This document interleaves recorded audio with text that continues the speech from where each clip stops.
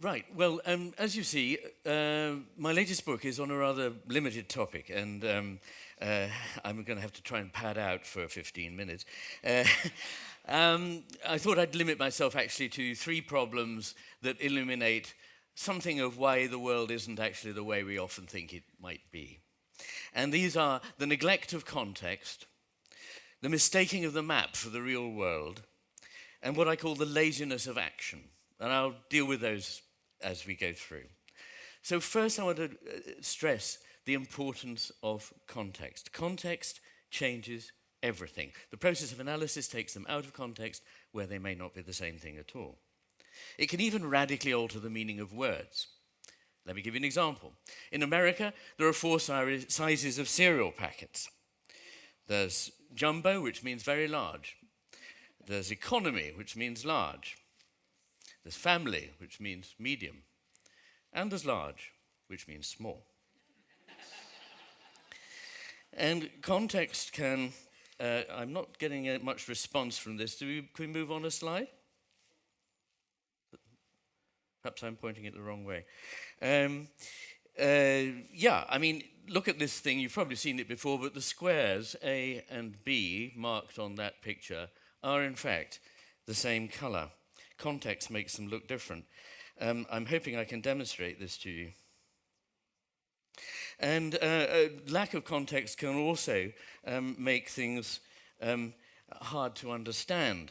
This is not actually the face of a rather squashed-looking teddy boy looking to your left, but with a little bit more context, perhaps you can see that it's only part of a picture of somebody looking at you. And sometimes context can make things hard to see.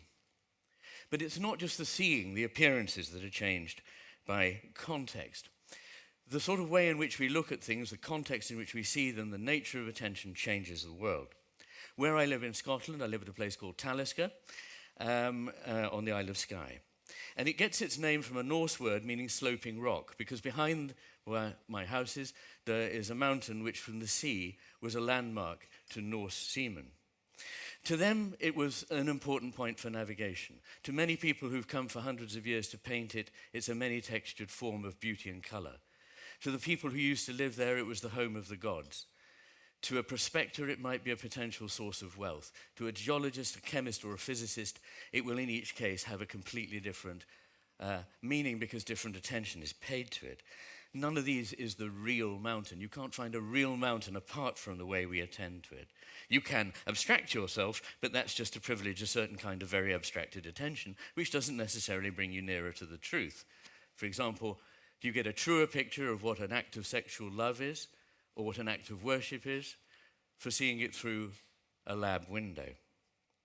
The words in a poem, the words that mean so much in the context of that poem, the notes in a great piece of music, Schubert's C major quintet, could change your life, but the notes themselves are nothing. Context is everything. Now, what has this got to do with the divided brain?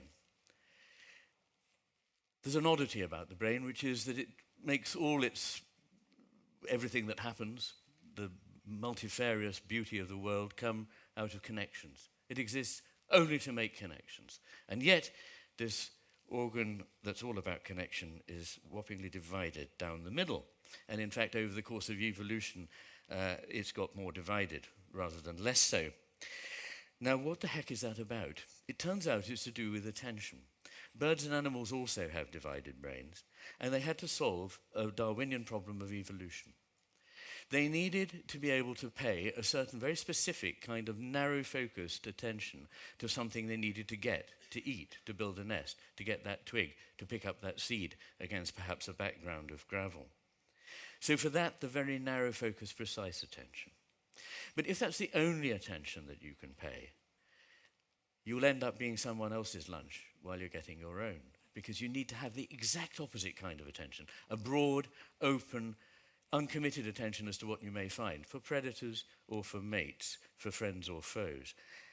These two kinds of attention build different worlds. One is contained of highly charged, tiny fragments, which are things that we want.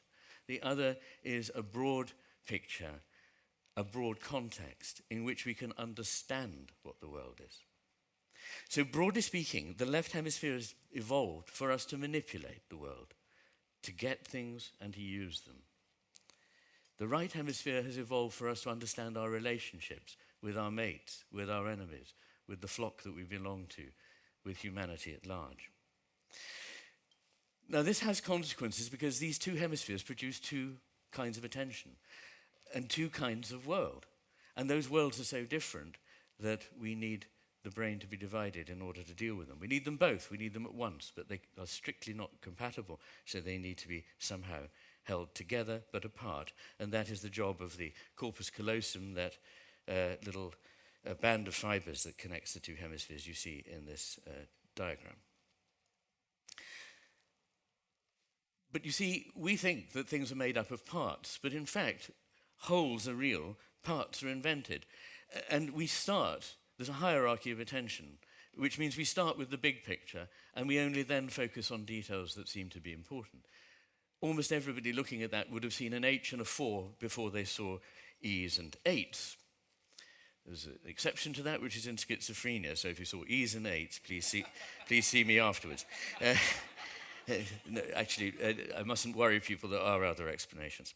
So, but you see, for example, here, a famous picture of a Dalmatian dog. Everybody can see the Dalmatian dog? There's an aha moment when you spot it. I'm not sure whether my pointer works. I don't think I can do this for you. Can I? Can I do it? No, it's not very easy. But anyway, there is a picture of a Dalmatian dog sniffing the ground where the shade of a tree is and two paths cross. And you can only see it as a whole. There's no way you could look at one of those splodges and go, bit of a path, I think. Another splodge, bit of a dog. It doesn't work that way. Relations matter more than things.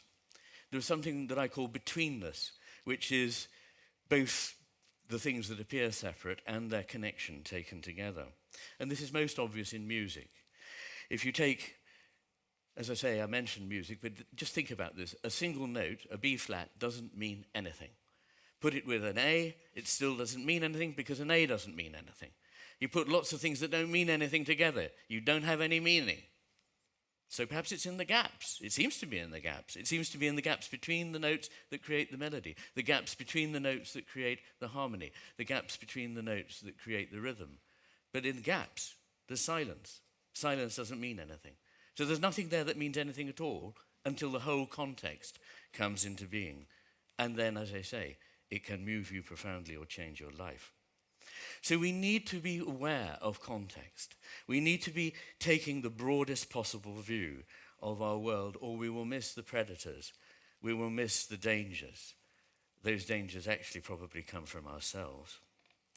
And I'd just like to suggest that although the left hemisphere controls the right hand, which is the bit which we reach out to grasp things, and it controls the bits of language, not all of language, but the bits that say, I've grasped it, we've pinned it down. That is what the left hemisphere does. But there is another kind of attention, a broader attention, a more creative attention, which you can offer. The word attention comes from the Latin attendere, to reach out a hand. You can reach out a hand to take, or you can reach out a hand to create, to give life.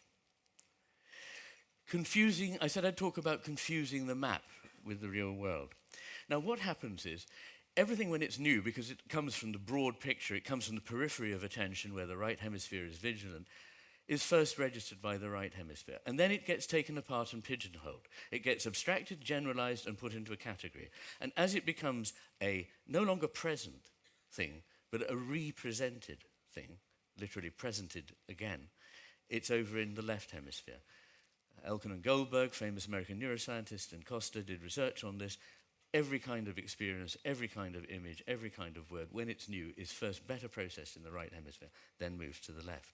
Because the left is interested in creating a representation of the world. A representation is what we need in order to use it, in order to manipulate it. If I go from London to Edinburgh, I really need to know exactly which road to take, but all the richness of the world, all the landscape I go through, the people's houses I pass, what they have for supper, what they call their dog, how they treat their wives, I don't need to know that. but it's actually the real world. The map isn't the real world. But we can get to the point where that piece of paper with that tick box on it and that little theory we have about the world takes precedence over the multifarious complexities of the world as experienced. There used to be a myth that the left hemisphere was realistic. Is it really realistic? I don't think so. In its world, things are brought into our attention in a way that helps us use them. For that, they need to be fixed, they need to be static, they need to be distinct and separate, and they need to be certain. But actually, as physics tells us, and as just living as a mature human being tells us, things are interconnected. Everything is interconnected to everything else. Things are fluid, things are living, and they are fundamentally uncertain. So, although the Newtonian world is logical for the left hemisphere, a much more complicated kind of world is the one that the right hemisphere enabled us to see. And when we're not aware of it and we don't see it, then we get surprises. We get things like the financial crisis, where our theory takes over from the reality, a simplified system from one in which there are recursive loops, chaotic dynamics. And this left hemisphere system denies things that don't fit in. It's a very neat way of solving a lot of difficult problems. For example, consciousness. What's that? Doesn't exist. That's the reply you get from the left hemisphere. Doesn't exist. Lots of people go around saying this now, influential thinkers. Consciousness doesn't exist. I'm quite interested what they're using to say that with, where they got that conclusion from, if it didn't come through consciousness, but there you are. Now, the last point I want to make to you is that of what I call the laziness of action. You'd like to know, what are we to do about this? You would like 7 bullet points to take away. I have only 1 bullet point. Anybody who gives you bullet points is not worth attending to. So, a great English psychiatrist, Anthony Storr, taught his young psychiatrists in training, don't just do something, listen. And actually in the attentive space, something grows, something that has meaning. Now, the nature of creativity is not that we can make it happen by a series of actions. We can sure as hell stop it from happening by our busybodiness and by being too busy and running headlong with our noses buried in what it is in front of our noses rather than seeing the broader picture. We need a change of heart and mind. So there isn't an easy recipe, but if everybody in this room took away the idea, which I hope you'll find better expounded in a book I wrote, that these 2 hemispheres of the brain need to be balanced, but in our world only one of them seems to be operating and to a very large extent controlling the way in which we think about. I mean, don't worry, your brain is working fine. But in the culture, the take of the left hemisphere is the dominant one. The nature of creativity is to make space for things to happen. We can drive it out with our busyness and our plans. As Goethe said, art is not a matter of making things, as though Mozart whipped up Don Giovanni like a cake from eggs and sugar. As these wonderful, moving last sculptures of Michelangelo show, it's often about not putting things together, but clearing things away, about removing things, about making space, about negation, which is profoundly creative, putting distance there where there was before something too close to your nose for you to be able to see what it really is. Thank you very much. Thank you.